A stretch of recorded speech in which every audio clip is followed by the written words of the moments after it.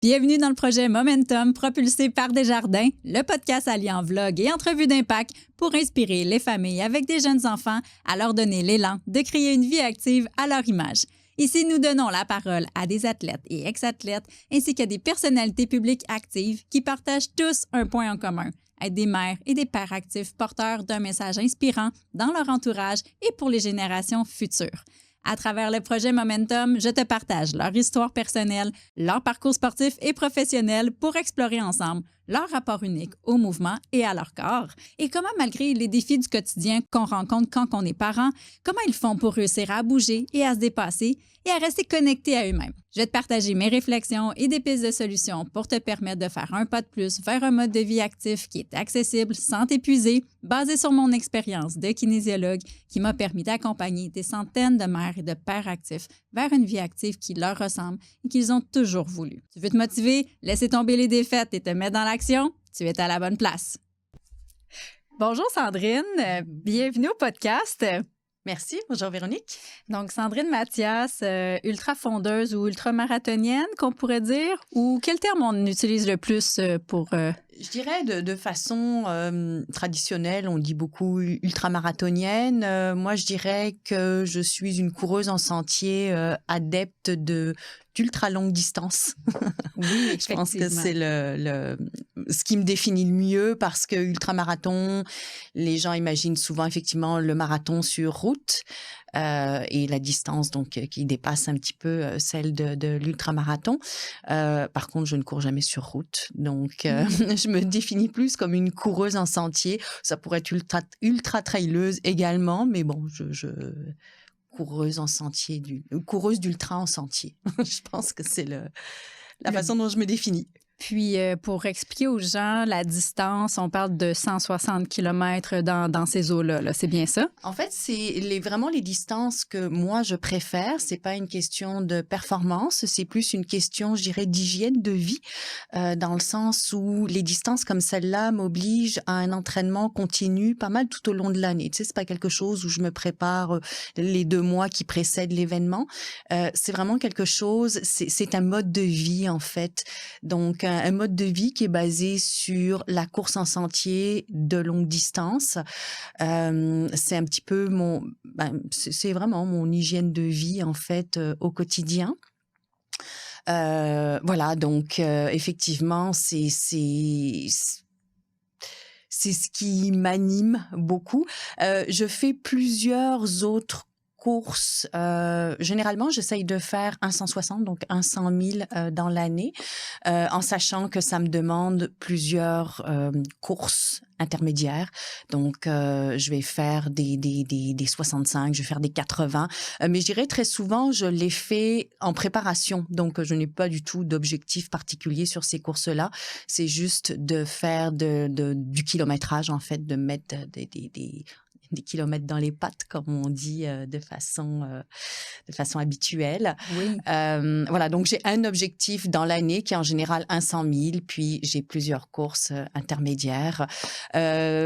En fait, j'aime en général les courses à partir de 80-100 kilomètres. Et encore une fois, ça n'est pas une question de performance. C'est vraiment une question... J'aime l'aventure d'abord, donc c'est quand même, quand on parle à partir, allez, on va dire même 125 kilomètres, généralement, on peut considérer qu'on a au moins une nuit dans la course. Et puis, ça devient vraiment une aventure beaucoup plus qu'une course, je dirais. Ça devient une aventure en nature. Puis, je pense que c'est vraiment ce que j'aime. Une course, j'aime pas la pression de courir le plus vite possible. Puis je dirais bien souvent, aller en dessous de 50 kilomètres, j'ai comme l'impression que je suis dans le rouge tout le temps. Puis c'est pas ça que j'aime. J'aime l'aventure. Qui plus est, je suis pas une coureuse rapide. Donc, par contre, je suis une coureuse persévérante, endurante. Donc, en général, je commence à me démarquer quand quand il y a de moins en moins de personnes dans la course. Donc, quand on part sur un 50, généralement, il y a beaucoup de monde, puis beaucoup de monde qui veut performer. Et en fait, moi, généralement, jusqu'à 80-100 km, je suis plutôt dans la queue de course. Puis en fait, je me rapproche un peu plus de la tête de course quand tout le monde a cassé et que je suis encore là. Intéressant, ça. Donc, c'est ce qui fait que c'est beaucoup plus ma zone de confort que les courses rapides. Et c'est la raison pour laquelle, effectivement, j'aime mieux à partir de 100 km. Mais bon, faut quand même se rendre jusque-là, ce qui fait que je fais quand même des courses intermédiaires qui sont en général moins de kilomètres. Donc, oui, on peut pas s'improviser, là, ultramarathonienne ou coureuse en sentier non plus. Comme tu dis, il y a des choses à mettre en place en termes de volume de course. Tout à fait. Oui. Puis non, on se lance pas dans un 160 sans avoir fait avant un 50, un 60, un 80, qui sont toutes des étapes que je répète année après année, en fait, parce que effectivement, je cours pas nécessairement 160 toute l'année pour être capable d'être prête à mon 160 annuel. Donc, généralement, après ce 100 000-là, donc ce 160 annuel-là, j'ai une période un peu plus de repos où à nouveau je redescends dans mes distances. Je continue à courir par contre, je dirais sur une base quasi quotidienne parce qu'encore une fois, c'est là-dedans que je trouve mon équilibre de vie. Puis dans la vie, je suis pas payée pour courir, donc il faut que je travaille. Oui. Et dans ma vie d'entrepreneur, justement, c'est vraiment cet équilibre-là, je pense, qui me permet de pouvoir être fonctionnelle au quotidien. Dans ma vie d'athlète, mais dans ma vie d'entrepreneur, puis je dirais même dans ma vie personnelle de façon tout court, là. Oui. Ça l'équilibre un peu toutes les autres sphères également en même temps. En fait, c'est ce qui me permet de gérer la pression, de gérer le stress dans les autres sphères, que ça soit un stress personnel, que ça soit un stress professionnel, peu importe. C'est vraiment ce qui me permet justement de pouvoir établir un certain équilibre. Puis, bizarrement, je dirais cette connexion avec la nature, parce que je parlais tout à l'heure de course en sentier, puis cette connexion avec la nature, pour moi, il est important qu'elle puisse exister à tous les jours, de différentes façons. Donc, oui, je cours beaucoup, mais ce que souvent les gens ne voient pas, ils ont l'impression que je cours beaucoup, que je travaille beaucoup, puis en même temps, cette espèce de discipline, je dirais presque un peu rigide, même si j'aime pas beaucoup le terme, ça ressemble quand même un peu à ça, mais je l'ai aussi dans l'autre extrémité, c'est-à-dire que je médite tous les jours dehors 1 heure de temps, dans toutes les saisons, qu'on soit en plein été, qu'on soit en plein hiver. En fait, à chaque jour, ça fait partie de ma routine quotidienne. Et donc, ça fait partie de ce que je développe pour pouvoir rester en équilibre dans des sphères finalement qui sont très intenses, autant la course d'ultramarathon, donc le fait de courir à tous les jours, ça vient quand même avec une certaine intensité. Ma vie professionnelle d'entrepreneur qui a la tête dans plusieurs entreprises également, ça vient quand même avec une certaine intensité, une certaine pression. Et en même temps, paradoxalement, j'ai la même intensité dans la connexion profonde, dans le calme, dans le rien. Mais c'est intéressant parce qu'effectivement, je pense que parfois on mélange discipline et rigidité, mais c'est pas du tout la même chose, tu sais, parce que je pense de ce que tu nous expliques, tu me diras, le fait d'être discipliné dans ta course à pied, discipliné comme entrepreneur, discipliné dans ton hygiène de vie, ça va te permettre en fait d'équilibrer tout ça, mais sans pression une sur l'autre. Ça va vraiment en fait venir aider l'une et l'autre de ces parties-là, en fait. Tout à fait. Et en fait, chaque sphère vient nourrir l'autre. Je pense que je serais totalement dysfonctionnelle si l'ensemble de ces sphères-là n'étaient pas nourries, je dirais presque à la même hauteur. Je dirais, quand on veut avoir des objectifs importants, puis c'est souvent le cas quand on est entrepreneur, parce que on veut les voir réussir, nos entreprises. Donc, on se met souvent des objectifs qui sont relativement importants. Puis, je pense qu'il faut nourrir en même temps la partie qu'on voit pas sous l'iceberg, les racines, en fait, si je reprends par rapport aux arbres, qu'on voit juste on voit juste la partie visible, là, les feuilles, les branches, tout ça. Mais pour que cet arbre-là il soit solide, il faut qu'il ait des racines aussi qui sont profondément ancrées, qui sont profondément développées, pour que tout ça puisse tenir en équilibre. Donc, je dirais, je me visualise un peu comme l'arbre qui va développer autant son réseau de racines que justement ce qu'on peut voir à l'extérieur. Et souvent, ça, c'est la partie effectivement que les gens ne voient pas. C'est la partie qui est pour moi fondamentale. Et comme tu le mentionnais, c'est en fait, c'est pas tant une discipline qu'une routine. Au début, c'est une discipline parce que ça demande, avant que ça devienne une routine, ça demande de décider à chaque jour de recommencer cette même routine, ce même exercice-là. Et ça, au début, ça prend de la discipline. Mais à un moment donné, quand c'est intégré dans ton quotidien, ça ne te demande plus à chaque matin de le décider ou à chaque sortie de mettre mes running shoes. Ce qui fait que les gens me disent « Comment tu fais pour avoir envie d'aller courir à moins 40 ?» En fait, je me demande pas si j'ai envie ou pas. C'est ça. J'y vais. C'est ça. C'est dans mon horaire. Parce que j'ai un objectif qui est d'accomplir un 160 à telle période de l'année, on a beau être au mois de janvier, ça fait partie des choses que j'ai à mettre en place pour être capable de réaliser cet objectif-là. Donc, c'est les étapes qui sont nécessaires pour pouvoir atteindre l'objectif. Et ces étapes-là, je m'enlève l'obligation de les réfléchir à chaque jour. C'est intégré dans mon horaire, c'est tout. Ça fait partie de ma routine. On s'entend que c'est peut-être plus facile que pour d'autres personnes parce que j'ai la chance d'avoir des enfants qui aujourd'hui sont adultes, donc qui se gèrent de façon autonome et ça me permet en fait d'axer ma routine de vie ou mon mode de vie ou mon quotidien en fonction justement de ces aspects-là qui sont mes entreprises, la course en sentier, la méditation, et de pouvoir construire un quotidien qui m'épanouit, qui me fait du bien, qui me ressemble et qui répond à mes objectifs de vie, en fait, tout simplement, à ce stade-là de ma vie, justement, de mon existence. Oui, tu sais, parce que tu as 2 enfants fin vingtaine et début trentaine, si ma mémoire est bonne. Et parlons-en justement, partons de comment tu as commencé à courir, puis après ça, comment la course a évolué justement à travers ta vie, comment ça le fait évoluer aussi la personne que tu es aujourd'hui, parce qu'on ne court pas 160 km 10 jours au lendemain. À partir de quand tu t'es dit, j'aime ça courir, ou à tout moins que tu as essayé, puis peut-être qu'à l'époque, tu ne savais même pas que tu allais aimer ça?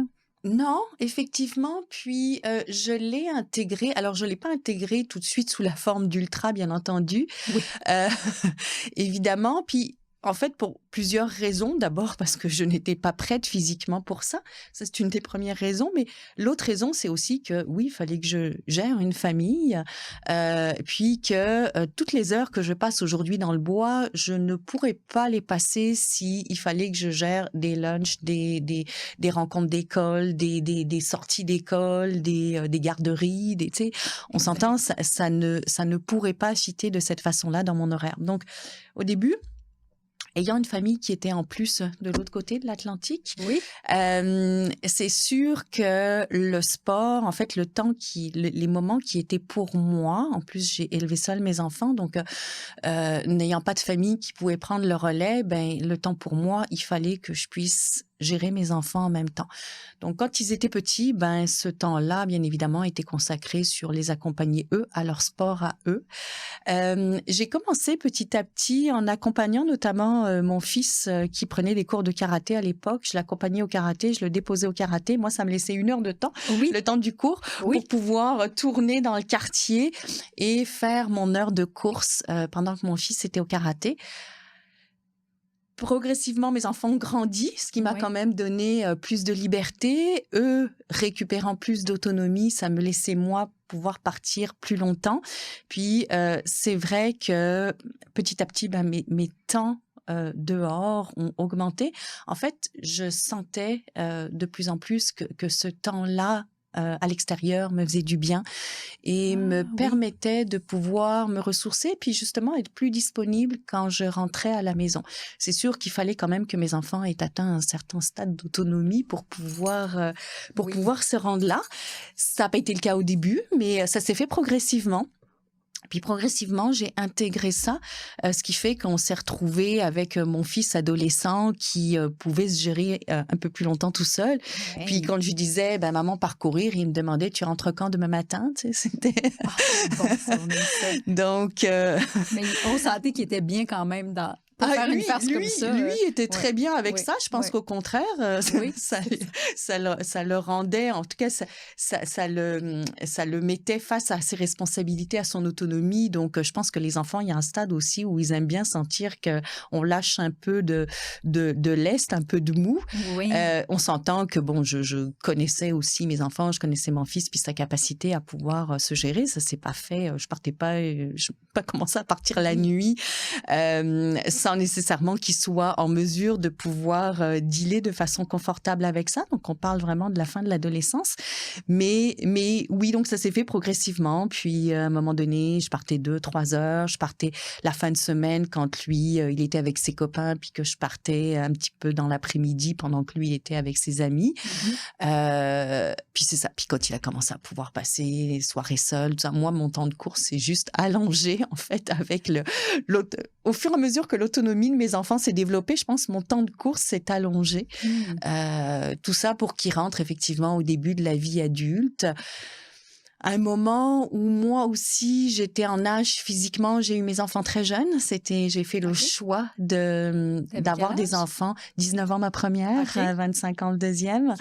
Donc, j'ai fait le choix de débuter ma vie d'adulte avec des enfants, de débuter également mes études avec des enfants. Ça n'a pas été la partie la plus facile. En tout cas, j'ai fait le choix avec toute la conscience que j'avais du haut de mes 19 ans, parce qu'aujourd'hui, je me rends compte qu'effectivement, c'est un bon défi. J'étais probablement pas tout à fait complètement prête pour ce genre de défi-là.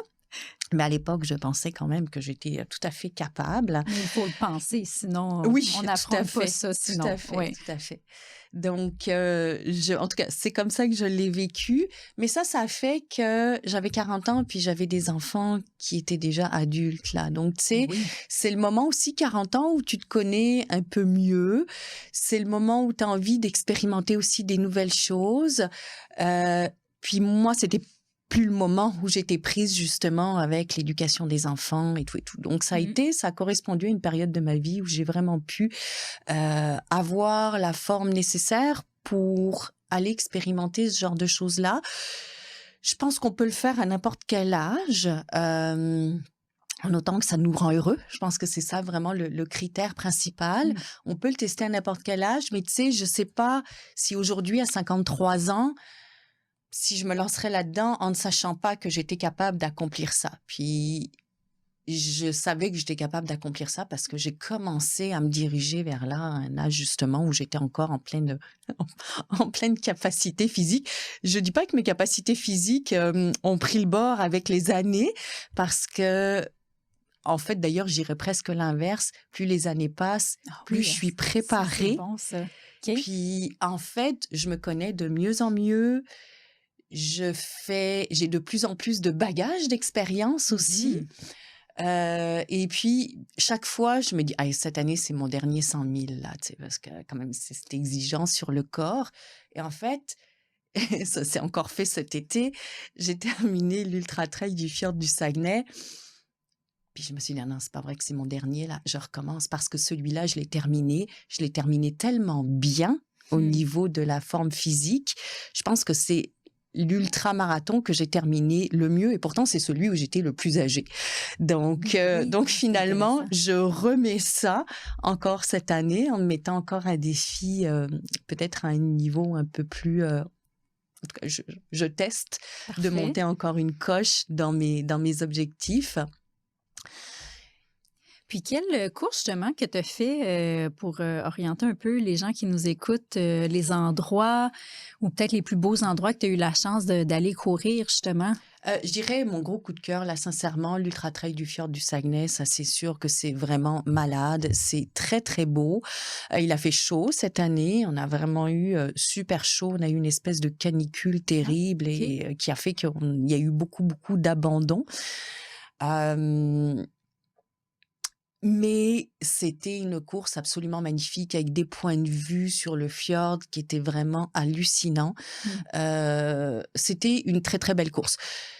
J'en ai fait d'autres que j'ai fait pour d'autres raisons. Je vais prendre par exemple le Bromont Ultra. J'aime moins ce format-là parce que le 160 c'est 2x80. Donc c'est vraiment une question de choix. Il y en a qui au contraire préfèrent parce qu'ils savent par quoi ils vont encore passer une deuxième fois. Moi j'aime mieux les parcours linéaires.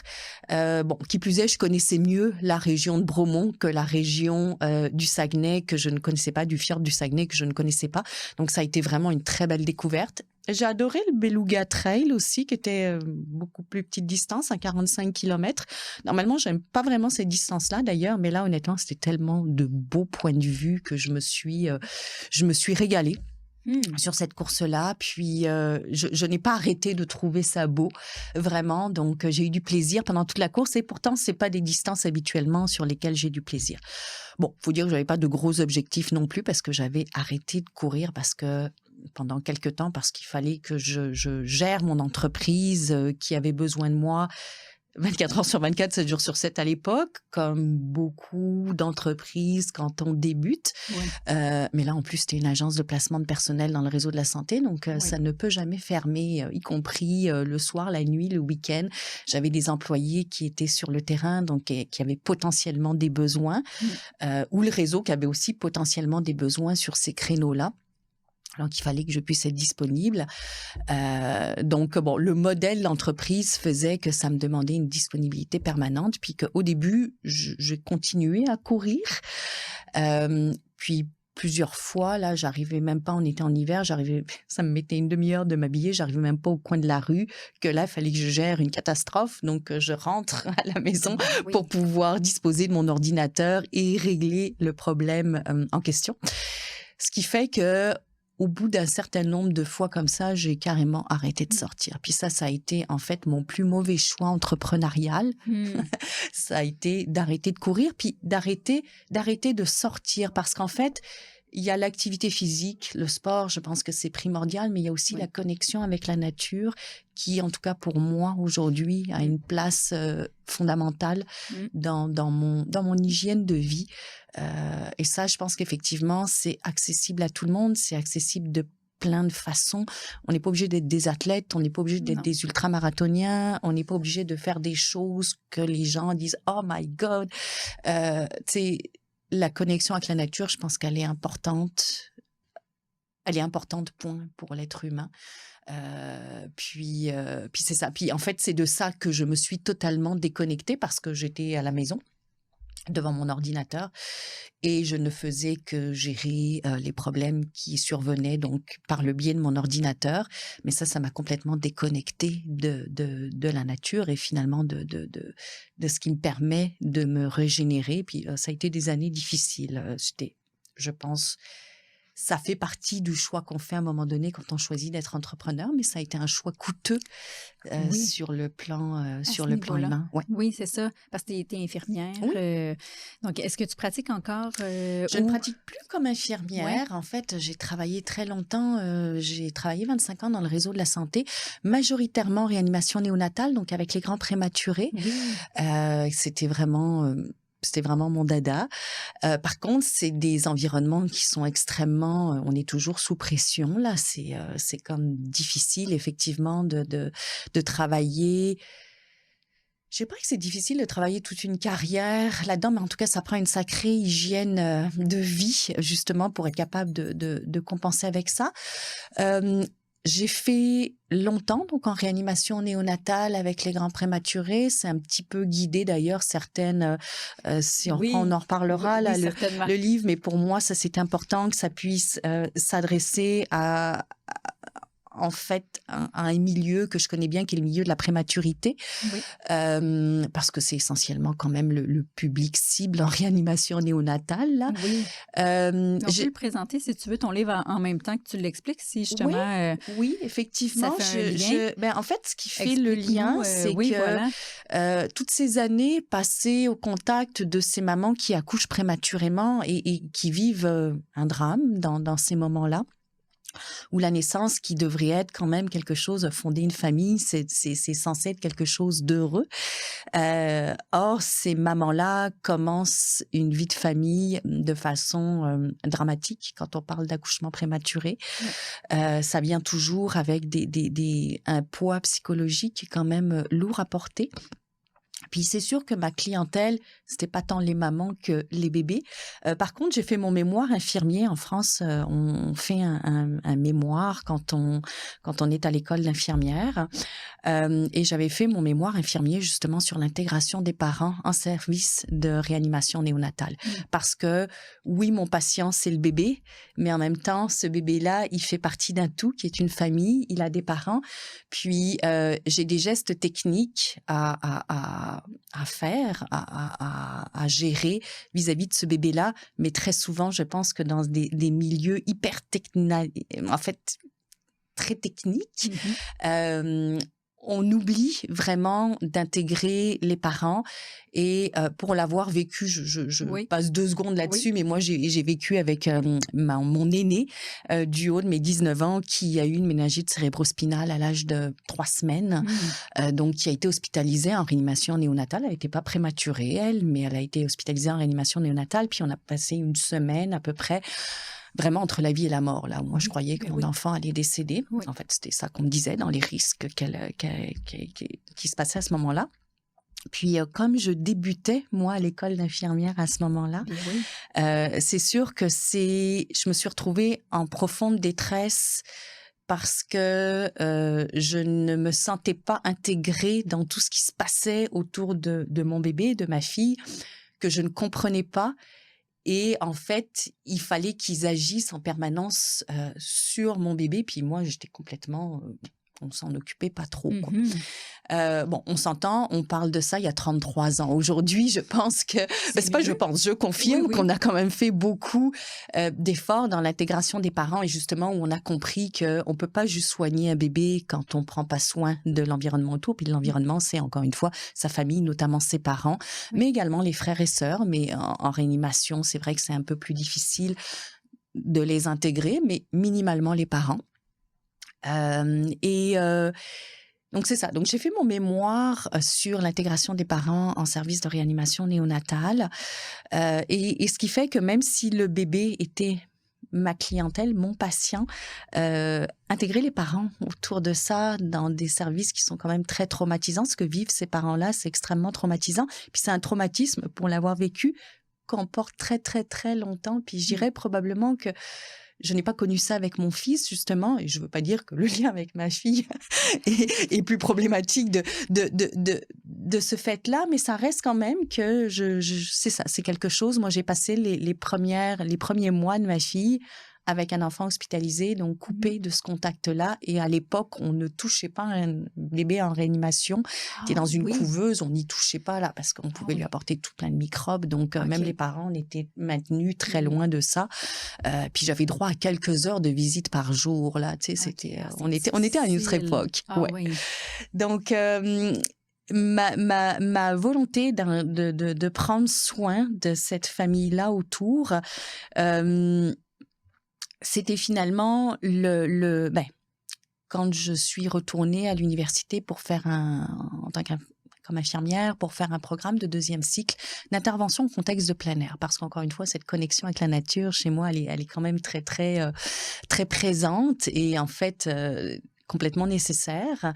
Donc, à un moment donné, c'est plus par intérêt personnel, en fait, même carrément par intérêt personnel, parce que professionnellement, l'infirmière qui fait un programme d'intervention au contexte de plein air, il n'y a pas tant d'applications que ça.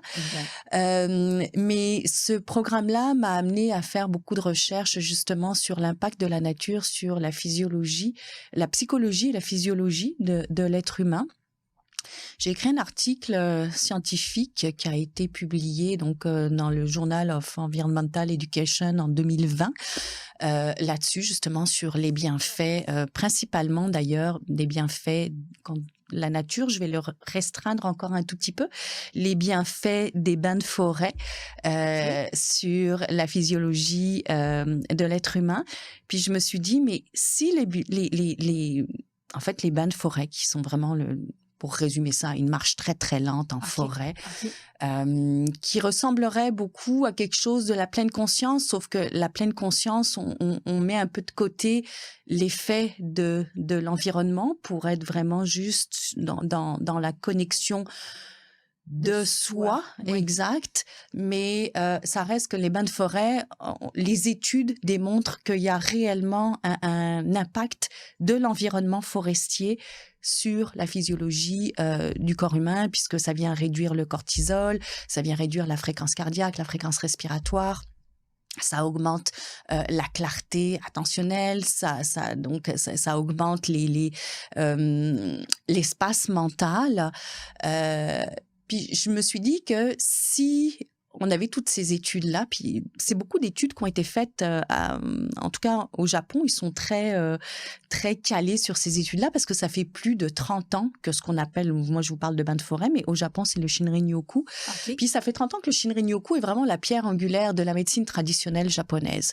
Donc nous, on commence depuis la pandémie, je te dirais, à parler de plus en plus des bienfaits de la nature, puis à l'époque, quand j'ai fait mon programme de 2e cycle à l'université en 2016, c'était vraiment... c'était très avant-gardiste, mon idée, là. Oui, c'était nouveau, puis c'était même limite ésotérique dans la tête de beaucoup de personnes et pas nécessairement scientifique. Or, je me suis vraiment basée sur ces études-là qui ont quand même, encore une fois, 30, maintenant 40 ans d'ailleurs, pas mal le Shinrin-yoku au Japon. Ça fait vraiment plus longtemps qu'on pense. Là. Ça fait vraiment plus longtemps. Puis je te dirais, ils ont beaucoup de domaines d'application, que ce soit en oncologie, que ce soit au niveau psychologique, donc au niveau de la dépression, tout ça.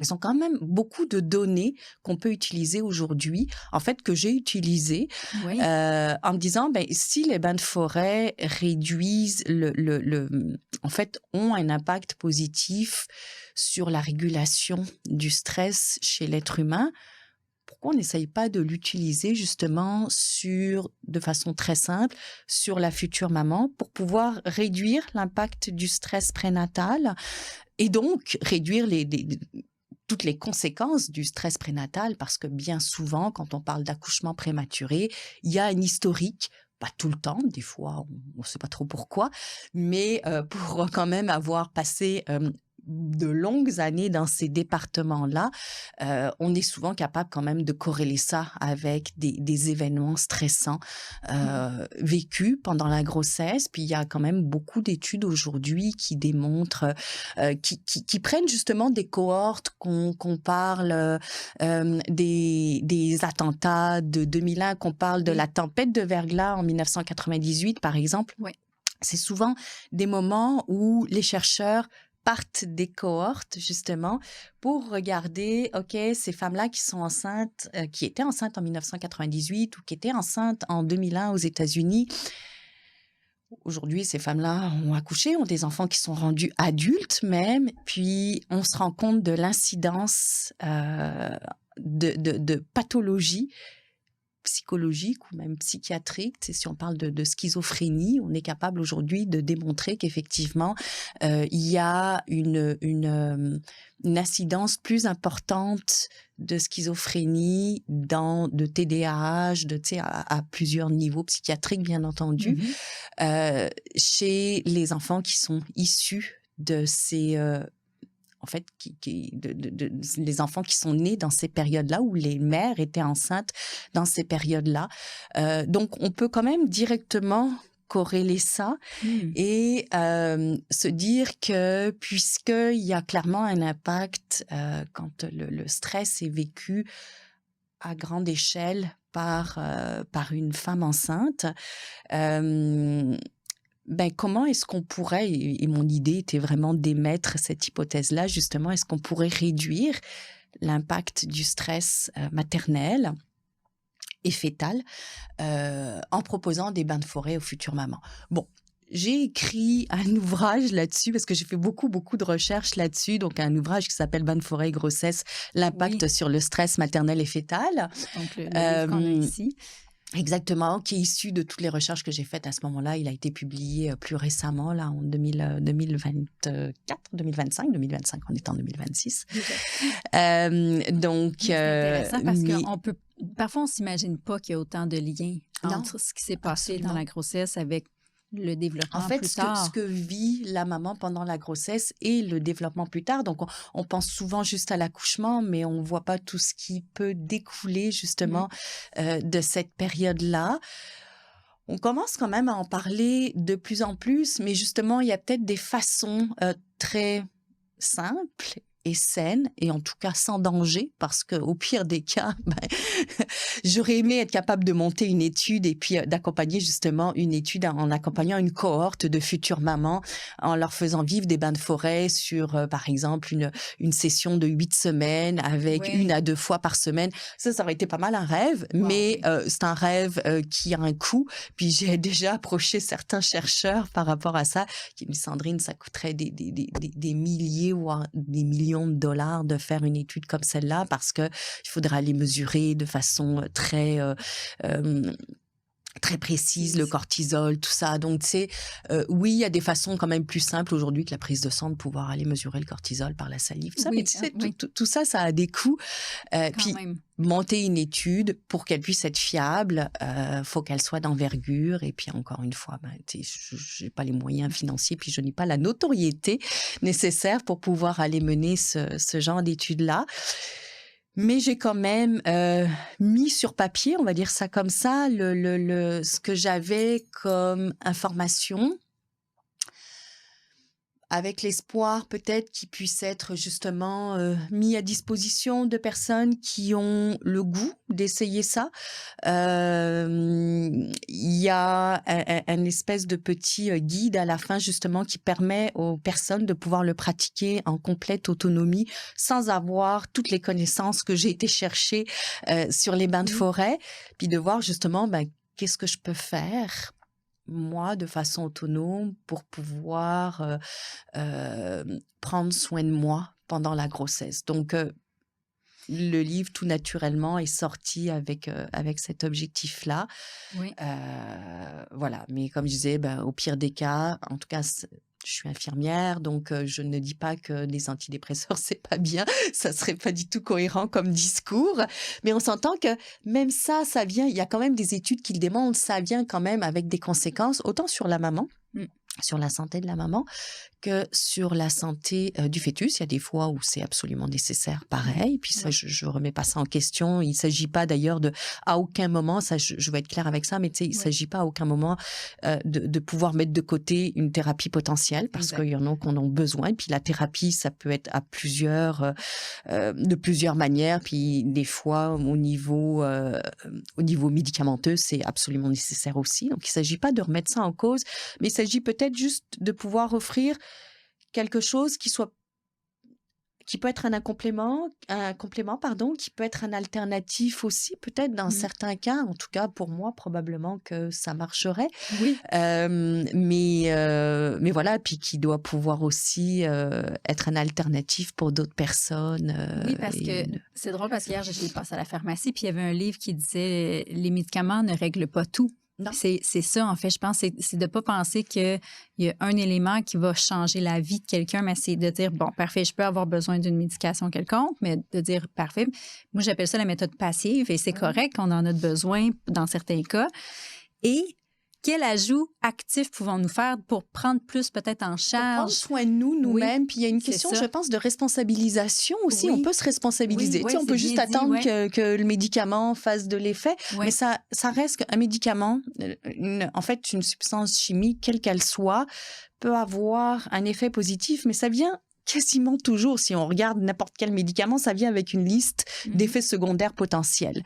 Donc, ça reste quand même que quand on agit de façon chimique, que ça soit sur une hormone, que ça soit sur, peu importe, sur une bactérie, ça vient agir sur l'ensemble de notre physiologie. Puis donc, c'est jamais sans conséquences complètes. Et je pense quand même que au-delà de ça, comme tu le mentionnes de façon très juste, il y a aussi le côté responsabilisation. Je pense qu'on peut attendre qu'un médicament nous aide, on peut attendre que le gouvernement prenne en charge notre santé, puis nous offre le nombre de médecins de famille dont on a besoin. Mais on peut aussi être proactif par rapport à ça. Oui. On peut faire des choix de vie qui vont aller dans ce sens-là. Encore une fois, des fois, ils ne régleront pas tout. Il ne s'agit pas de mettre la médecine de côté. On en a besoin et puis c'est fondamental. Mais à côté de ça, il y a des choses qu'on peut faire. Puis il y a des choses qu'on peut faire justement individuellement pour pouvoir prendre soin de nous. Puis des fois, ces choses-là vont suffire. Mais et on n'aura pas besoin de plus. Or, par contre, ça me semble plus difficile quand on se déresponsabilise totalement, puis que justement, on n'a aucune action dans le sens de prendre soin de nous-mêmes. Ça me paraît plus difficile de pouvoir se conserver en état de fonctionnement, tout au moins à notre plein potentiel. Voilà. Oui, d'aller chercher ça, ce sentiment de bien-être-là, c'est une belle quête, je trouve, de se donner la chance de se sentir mieux en ayant ces actions-là concrètes, en se responsabilisant. Quelle action je peux faire aujourd'hui pour passer mon énergie de 2 sur 10 à 5 sur 10? Tout à fait. Ça va être ça. Ça, c'est vraiment...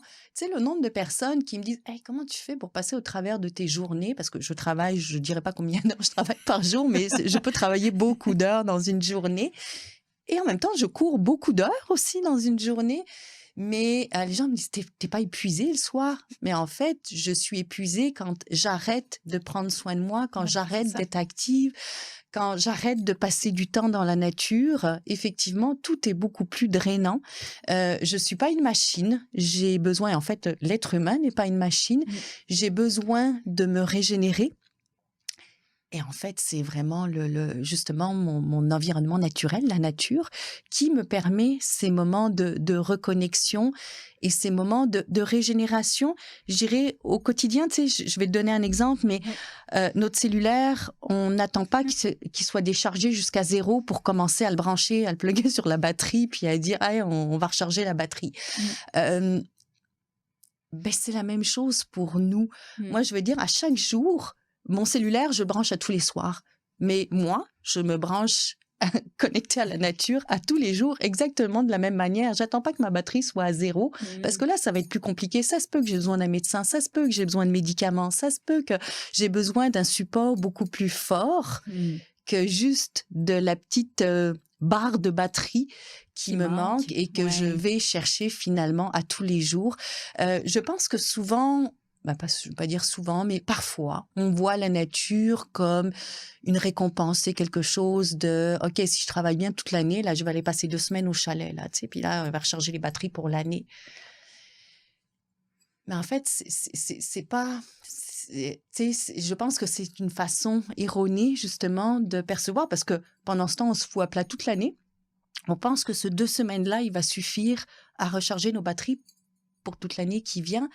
Et non, on le fait même pas pour nos cellulaires, ça. Tu sais, on leur demande pas de pouvoir se décharger au complet, puis ensuite que bing, en 1 heure de temps, ils sont rechargés au complet. Non, on va les charger à tous les jours un peu. Puis je pense que c'est vraiment ça. En tout cas, moi qui fais partie de mon quotidien, c'est d'aller me ressourcer, d'aller me régénérer à tous les jours. Puis c'est ce qui me donne l'énergie nécessaire pour pouvoir le faire à tous les jours. Donc j'ai beaucoup plus d'énergie que si, au contraire, j'allais m'effoirer sur le canapé devant Netflix à la fin de ma journée de travail. Ben, moi, je vais courir à la fin de ma journée de travail. Puis en fait, je dirais, je pourrais repartir quasiment pour un coup. Bon, faut dormir aussi. Puis cet équilibre-là dont on parlait tout à l'heure, pour moi, le sommeil fait intégralement partie de cette routine-là.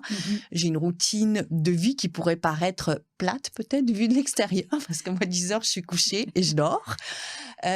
Mais au contraire, c'est ce qui permet à mon corps de pouvoir fonctionner, encore une fois, à son plein potentiel dans toutes les sphères de ma vie. Donc, et Et au contraire, cette espèce de routine, pour moi, elle est extrêmement bienfaisante. Elle est d'abord sécurisante parce qu'encore une fois, j'ai pas besoin de la réfléchir à tous les jours. J'ai pas besoin de me motiver à tous les jours pour l'adopter.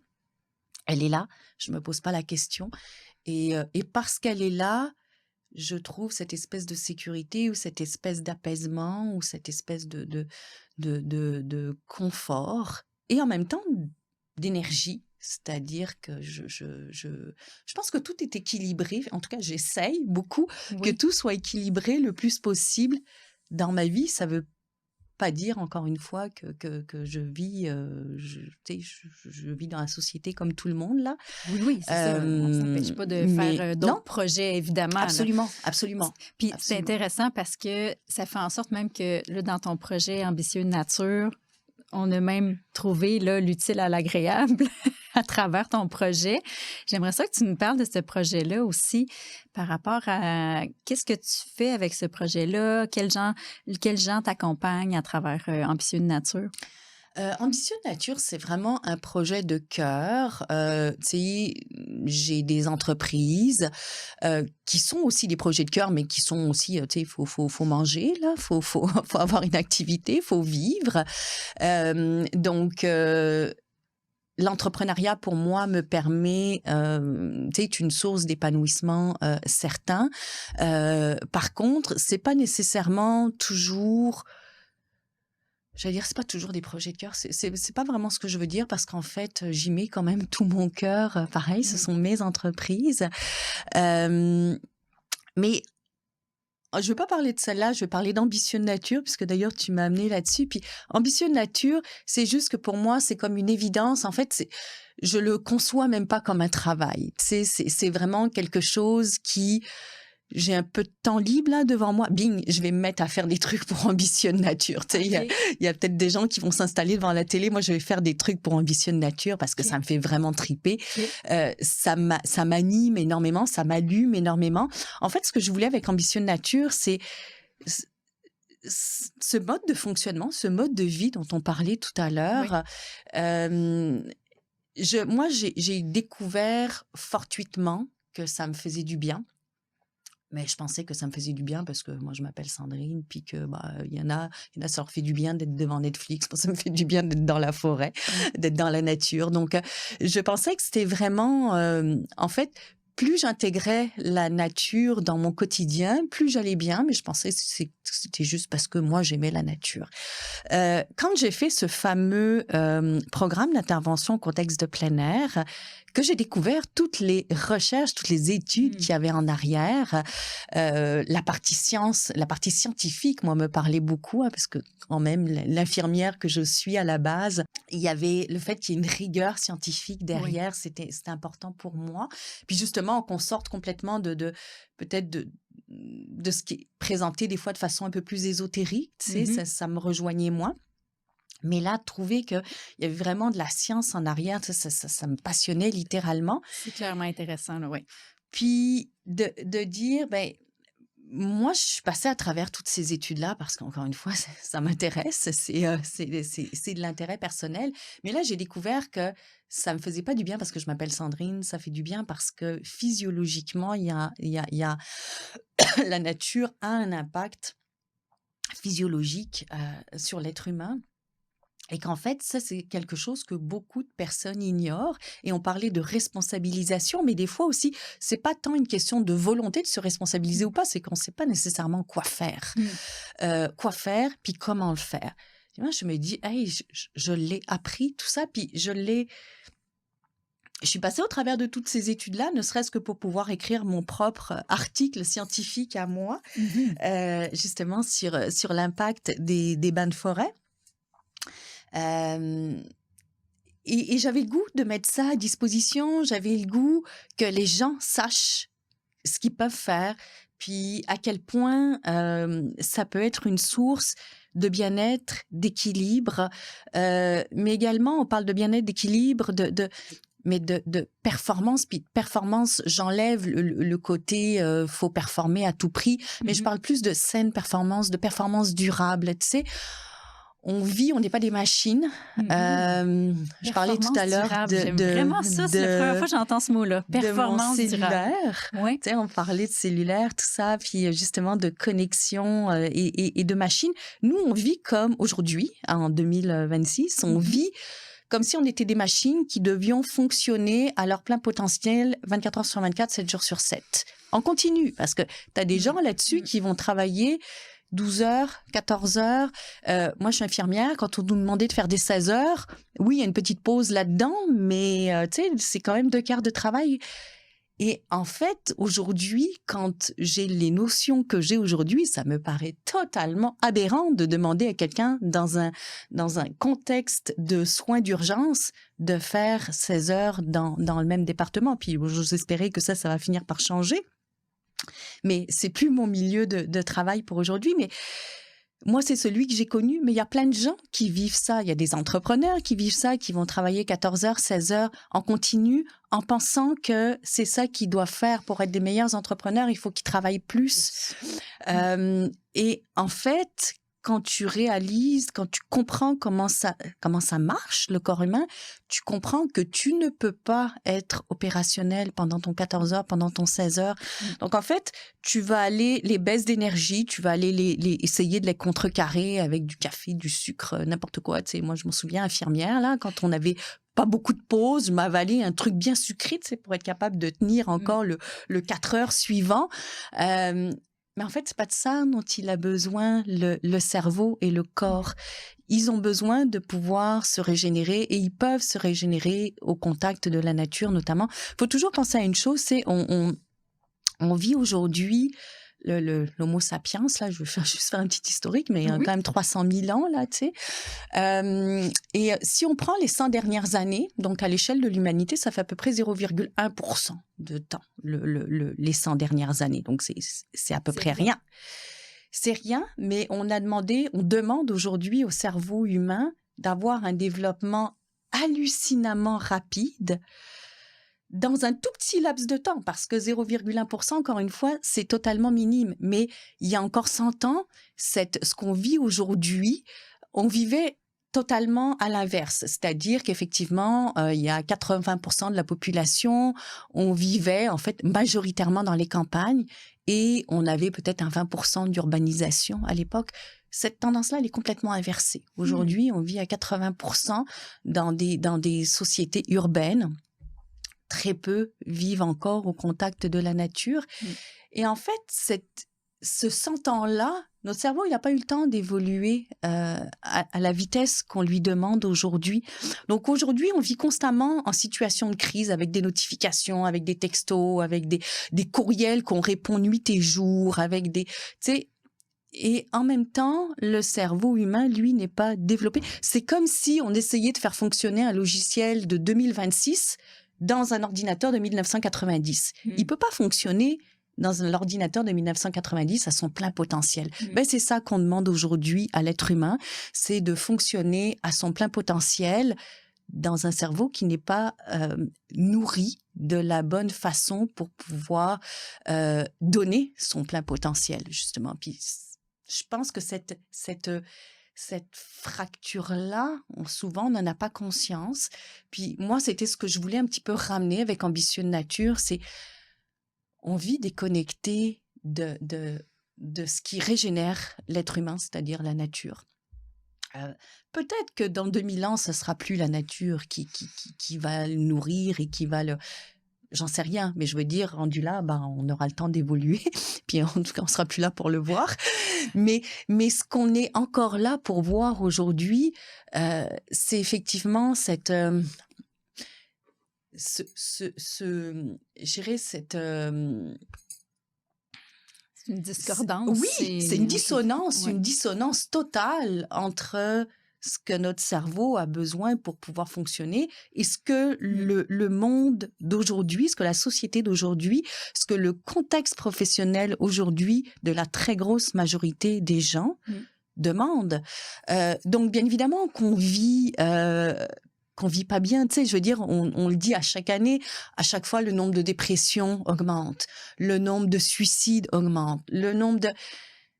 Mais oui, on vit pas bien et pour une bonne cause, je dirais pour une bonne cause, en tout cas, ça s'explique très bien. Mais c'est que tout est accessible rapidement. Donc, moi-même, je m'excuse à mes clients quand je leur dis « Ah, désolé, la fin de semaine, j'essaie de ne pas répondre à mes courriels professionnels en amont au lieu de juste répondre bonjour et je réponds. Non, je dois dans ma tête professionnelle, que je justifie de ne pas avoir répondu tout de suite. Mais ça. je veux dire, même ça, c'est une agression pour qui on est quand même. Oui. Et en même temps, l'idée, c'est pas de retourner vivre dans une grotte. Puis, je veux dire, t'es ambitieux de nature, justement, c'est comment est-ce qu'on intègre ça dans nos vies, dans notre quotidien?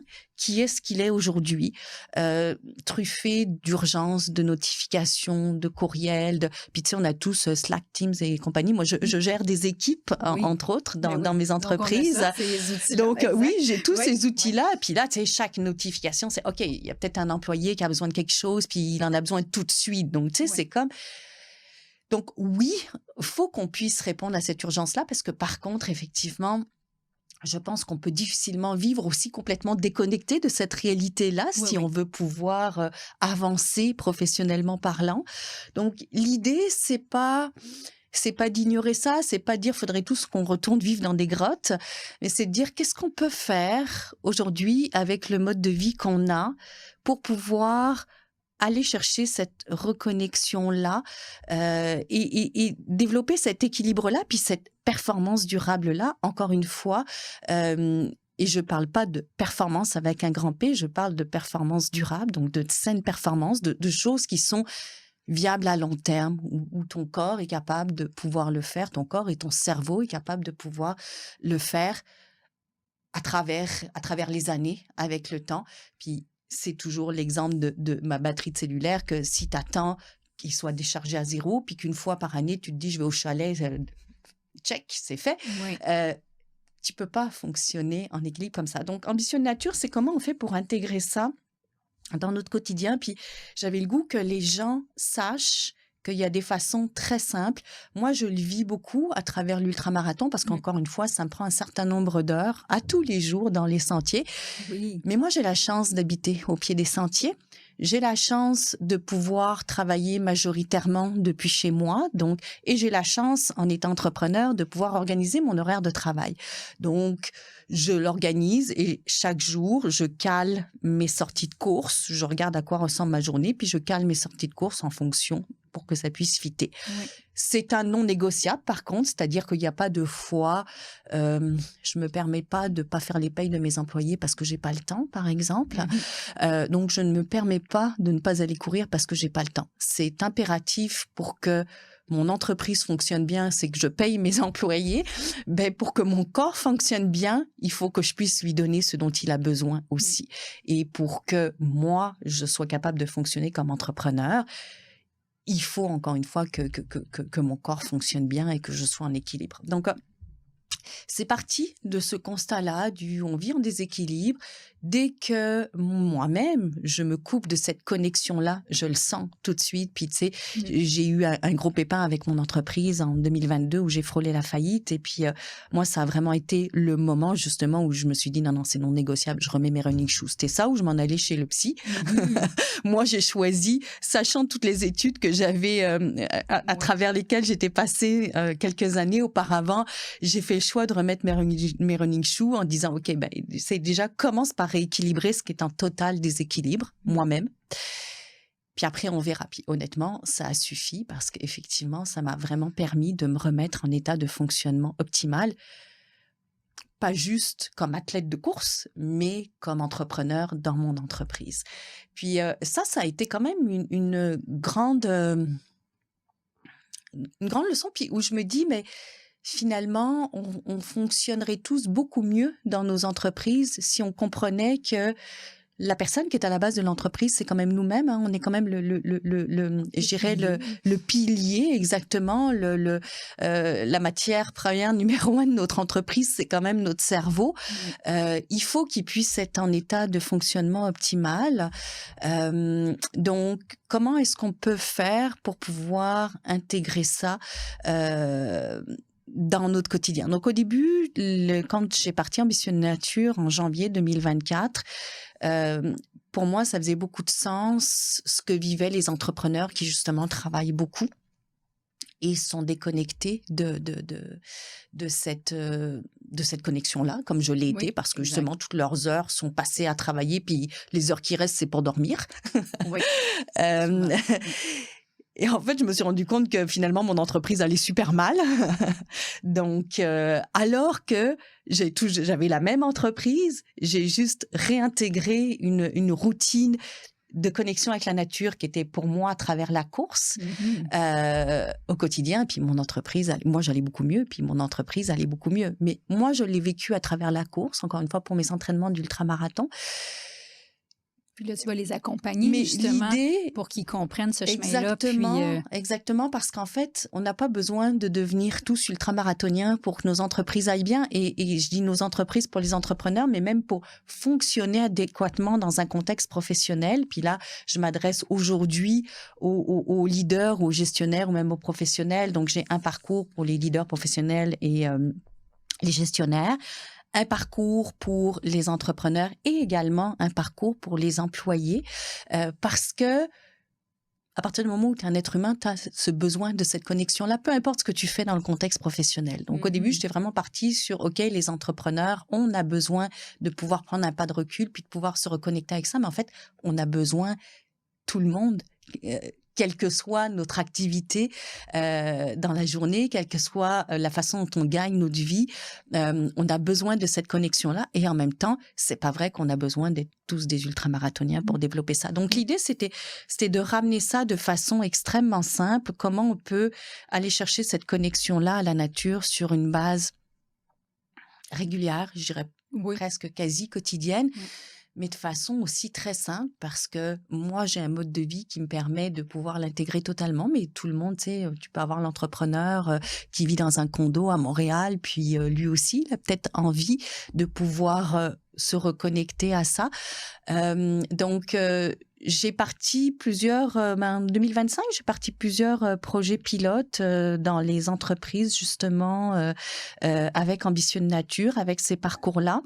J'intégrais peut-être au départ la partie nature pour moi étant super importante. Pour moi, aller passer 1h30 dans la nature, c'est mon quotidien, tu sais. Donc, quand je disais 20 minutes, moi, je trouvais que c'était vraiment pas beaucoup, là, tu sais.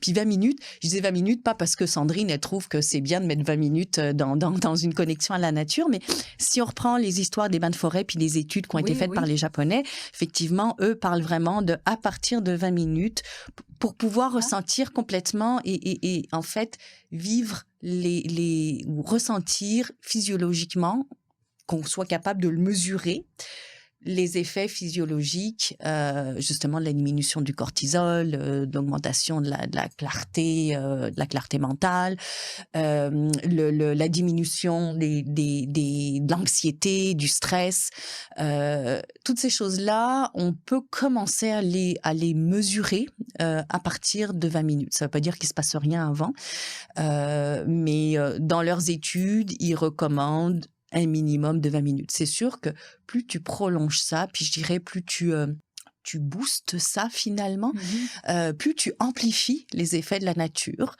Donc, l'idée, c'est que si tu as 1 heure, c'est encore mieux que si tu as 20 minutes. Puis si tu as même 2 minutes, c'est encore mieux que si tu n'as rien du tout. Puis ça, je pense que les projets pilotes que j'ai partis en 2025 m'ont vraiment permis de remettre ça de façon très simple parce que là-dessus, il y a des gens, tu sais, on parlait de famille, mais moi, mes enfants sont grands, encore une fois, mais je vois pas comment j'aurais trouvé 1h30 ou 2 heures par jour. Exact. Peut-être à l'époque où il fallait que je gère des horaires de garderie.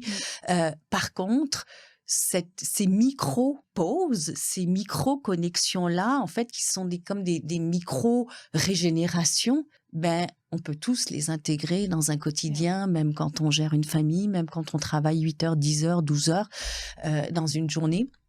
On a tous la possibilité c'est juste que souvent, on ne sait pas que juste ça va faire du bien.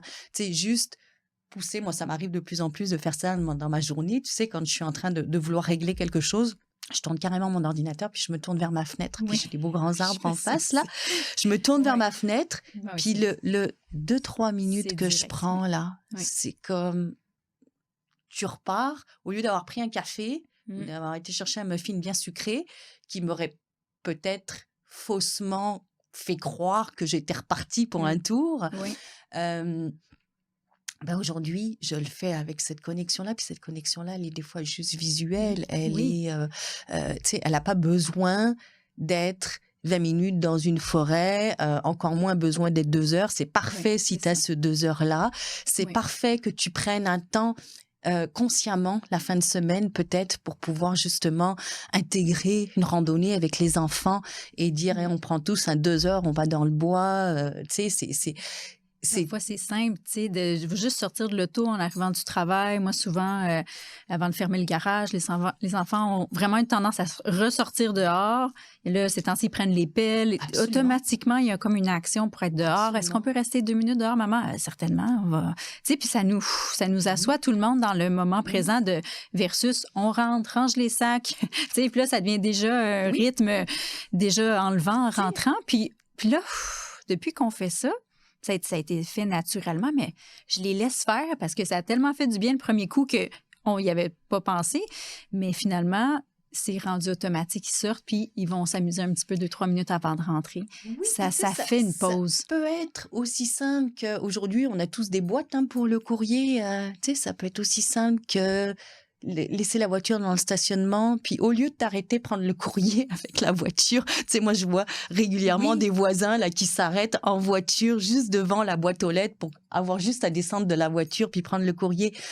Mais je veux dire, tous, on a des boîtes aux lettres. Personne n'a sa boîte aux lettres à 4 km de la maison, là, tu sais. Donc, ça peut être, tu sais, des petites choses comme ça qu'on vient développer, qui sont des tout petits gestes, mais multipliés et additionnés, en fait, plutôt par plein de petits autres gestes qui peuvent réellement faire une différence dans ton quotidien, dans ton équilibre et donc dans ta capacité à pouvoir, encore une fois, performer sur la durée sans te retrouver. Je veux dire, le nombre de personnes qui aujourd'hui connaissent des épisodes de fatigue mentale, de burn-out, comme on dit, c'est récurrent, tu sais, ça revient, ou 1 an, 2 ans, 3 ans, peu importe, ça dépend des personnes. Mais tu sais, c'est pas normal.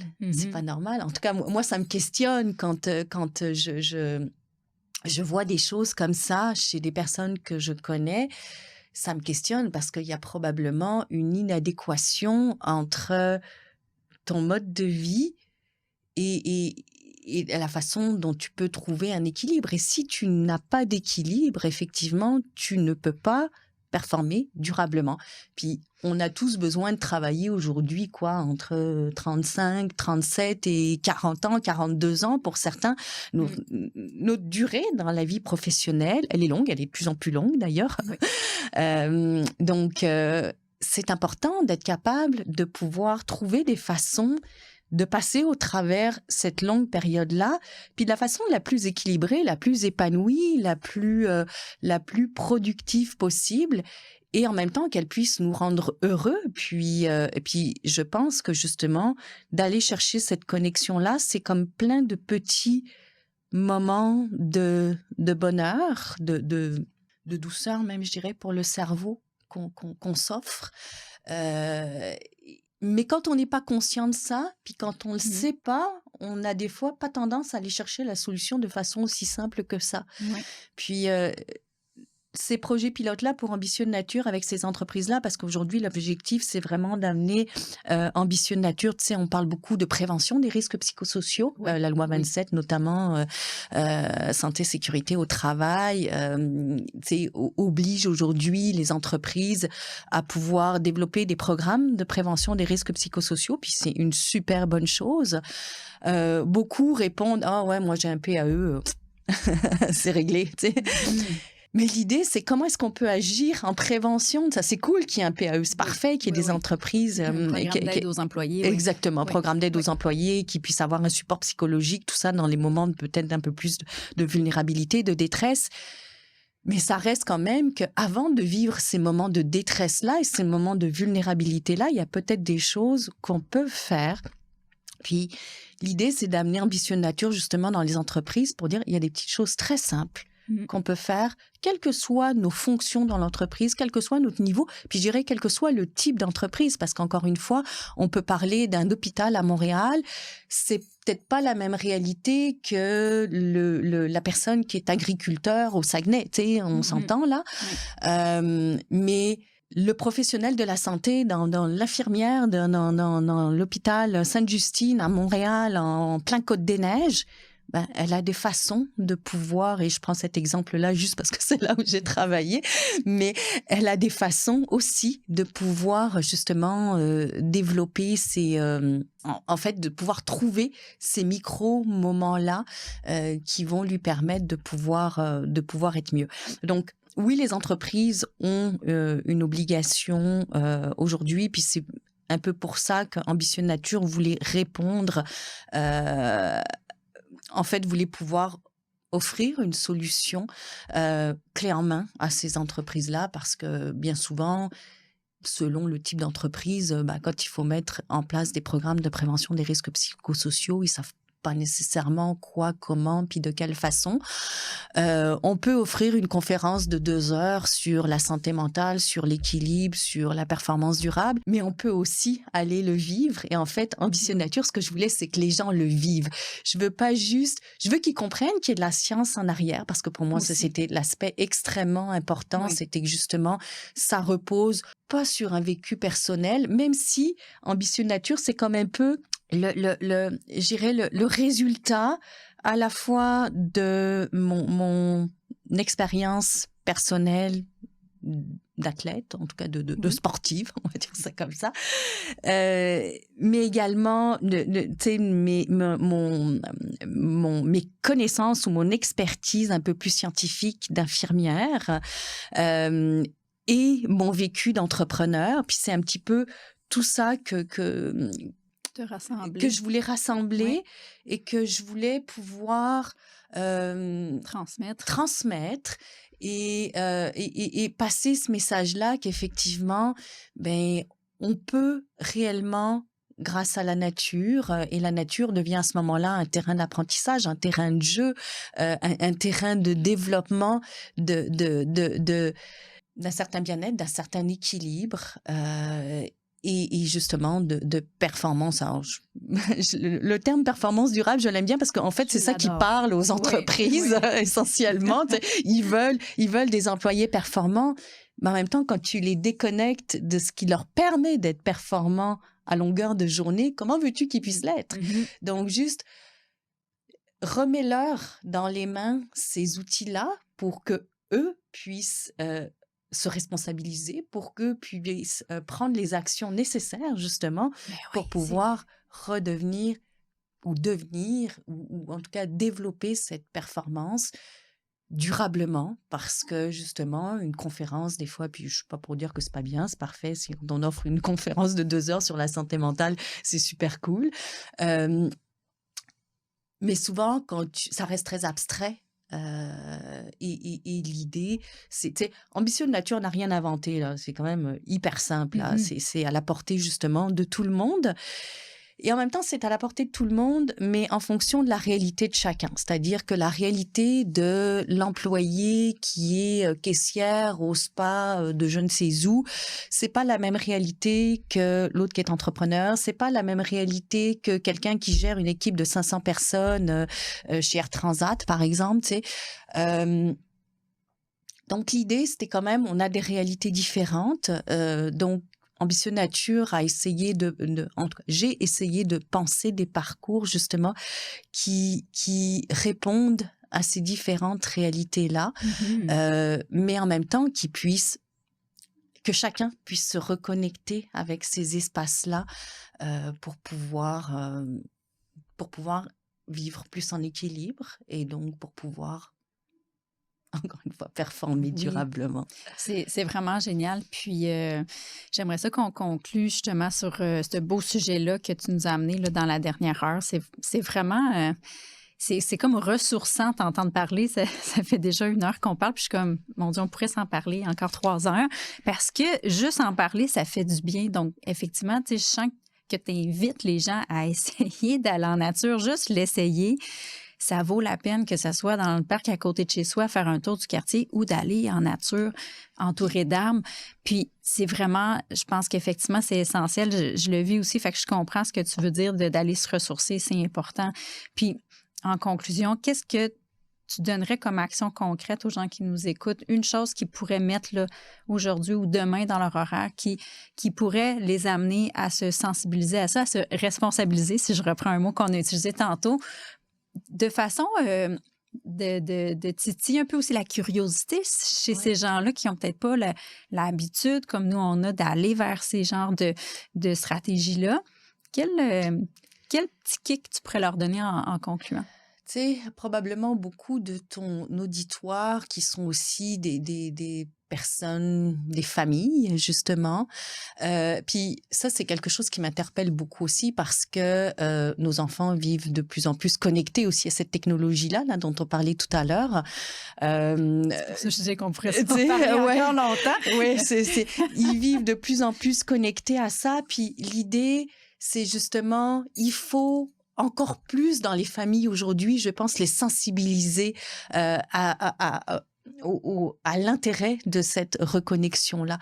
Donc moi, je dirais de façon, on parlait tout à l'heure de la boîte aux lettres, là, mais je dirais de façon super simple, là, peu importe ce que tu fais dans la vie, puis peu importe ton organisation de vie, mais tu sais, juste prendre les enfants par la main, puis aller, pas de podcast, pas de musique, pas de cellulaire dans les poches, pas de, tu sais, juste toi, ton enfant, si t'as des enfants en bas âge, mais si t'en as pas, tu peux y aller tout seul. Moi, je vais chercher le courrier toute seule. Ou ton chien, peu importe. Mais ce temps-là, c'est un temps qui est pour toi, c'est un temps où tu es à nouveau, tu sais, tu me demandais une petite action, là, il y a une façon très simple, on est constamment dans l'attention dirigée, tu sais, face à un écran d'ordinateur. Oui. En fait, laisse ton attention, justement, se dissiper complètement. Puis juste ça, c'est d'un repos pour le cerveau hallucinant. Donc, tu sais, marche jusqu'à la boîte aux lettres, mais je te dirais, marche jusqu'à la boîte aux lettres, puis regarde la nature qui t'environne, regarde les arbres, il y a toujours, même à Montréal, là, tu sais, il y a toujours un minimum d'arbres quand même. Donc, tu sais, juste les arbres, la forme longitudinale des arbres qui est extrêmement reposante pour le cerveau, les couleurs de la nature naturelle, donc vert, brun, ça peut être blanc, effectivement, c'est beaucoup plus lumineux l'hiver parce que c'est blanc, mais et en fait, laisse ton cerveau se faire happer par tout cet environnement-là, par tout ce calme-là, et puis même à Montréal, on peut arriver à se connecter à ce calme-là. Puis prends cette pause-là pour toi, puis elle est peut-être juste de 4 minutes jusqu'à aller à la boîte aux lettres. Puis je dis la boîte aux lettres parce que généralement, c'est quand même une action que les gens font sur une base très régulière. Oui. Puis je veux dire, même si c'est la seule que tu fais, d'aller à la boîte aux lettres à pied, puis ça, je connais pas personne qui n'a pas besoin d'aller à sa boîte aux lettres une fois de temps en temps, mais d'aller à la boîte aux lettres à pied, mais juste ça, c'est une toute petite action. Puis c'est une petite action, je prends celle-là parce qu'en fait, c'est celle qu'on vit tous. Mais tu sais, ça pourrait être... tu pourrais choisir l'objectif que tu veux dans ton déplacement. Mais en tout cas, fais ce déplacement pour toi en étant connecté à ce qui se passe dans ton environnement. Puis même si c'est un trottoir, même si il y a une route à côté, même si c'est... Il y a toujours un minimum de nature quand même qui nous environne. Puis des fois, en fait, on n'est même pas capable de le voir. Il y a des gens qui me disent « Moi, il n'y a pas de nature ». Non, attends, je veux dire, je vais y aller, je vais te montrer ce qu'il y a comme nature. Oui. Puis, il y en a toujours un minimum. Il y en a toujours un minimum. Donc, c'est pas toujours la nature telle que moi je la vis à tous les jours, mais il y en a toujours un minimum. C'est juste qu'il faut la voir, Puis, au-delà des parcs, même juste la rue d'à peu près chez n'importe qui, je pense que je me mets au défi de trouver une rue où il y a rien là, tu sais, il y a absolument rien. Donc, il y a toujours un minimum. Puis, même si tu es sur un axe où peut-être il n'y en a pas, passe l'axe à côté, tu vas probablement en voir, tu sais, c'est juste ça. Mais cherche ça, puis cherche à te reconnecter à ça. Puis quand bien même c'est juste un 3 minutes, puis quand bien même c'est juste 2 fois par semaine, c'est toujours ça de prix. Puis ce repos-là ou cette recharge-là que tu vas chercher, elle va être super payante sur la durée. Donc, intègre-la dans ta routine, puis ça va juste être super payant sur la durée. Voilà, je pense que c'est... Puis, si tu as des enfants, fais-le avec les enfants parce qu'effectivement, c'est la première... en tout cas, c'est une chose fondamentale qu'il faut qu'on leur apprenne dans les générations d'aujourd'hui. Peut-être encore plus que, tu sais, moi, à l'époque, j'avais pas d'ordinateur, je grimpais aux arbres. Là, c'était ça mon activité après l'école. Nos enfants sont de plus en plus hyper connectés, de plus en plus jeunes. J'ai travaillé longtemps en périnatalité à domicile aussi, puis je le voyais quand même beaucoup. Des enfants moi, j'ai déjà vu des enfants de 9 mois là, qui regardent le cellulaire puis qui savent passer les photos, là, tu sais, oui. À 9 mois. C'était assez hallucinant. Mais... puis c'est parfait, je dis pas qu'il faut, je veux dire, ils vivent dans cette société-là, donc c'est important effectivement qu'ils apprennent à utiliser de plus en plus tôt et de mieux en mieux ces outils technologiques-là. Mais il faut impérativement aussi leur apprendre, tu sais, je parlais tout à l'heure de... Il faut leur apprendre le reste aussi. Le reste, puis tu sais, je parlais tout à l'heure justement de balancer les extrêmes. Puis, je pense que c'est ça. Oui, il faut qu'ils apprennent à vivre avec une technologie hyper envahissante, mais il faut aussi qu'ils apprennent l'extrême inverse, qui est que ça prend cette connexion-là, en fait, cette déconnexion-là de la nature. Puis, j'ai une page sur Facebook, la page Facebook d'Ambition Nature. Je mets la minute ambitieux de nature à tous les jours. Puis, en fait, la petite phrase avec laquelle je débute chacune de mes capsules à chaque jour, c'est vraiment une pause de connexion pour une dose d'inspiration. À chercher cette pause de connexion à tous les jours. Oui, ton enfant va être hyper connecté, toi aussi. C'est inévitable aujourd'hui. Mais va chercher cette pause de connexion parce que sinon, tu vas être complètement en déséquilibre à un moment donné dans ta vie. Vraiment, Sandrine, Mathias, merci. Merci. J'aurais vraiment continué 3 fois plus longtemps, peut-être pour une autre fois, mais merci pour ce partage. Ça a été super inspirant. Merci pour ton invitation. J'espère que ça leur a inspiré les gens aussi qui nous écoutent. Puis, je nous souhaite de rester en contact. Oui, avec grand plaisir. Avec la nature, évidemment. Au plaisir. Merci beaucoup, Véronique. J'espère que cet épisode t'a plu. Pour voir toutes les possibilités pour te mettre dans l'action par des entraînements adaptés dans une vie de famille déjà bien remplie, je t'invite à visiter le site de maman-active.com. Je t'invite également à faire partie de notre communauté sur les réseaux sociaux de Véronique Brouillette et de Maman Active, en plus de faire partie de nos abonnés de la chaîne YouTube de Maman Active. Je te dis à très bientôt!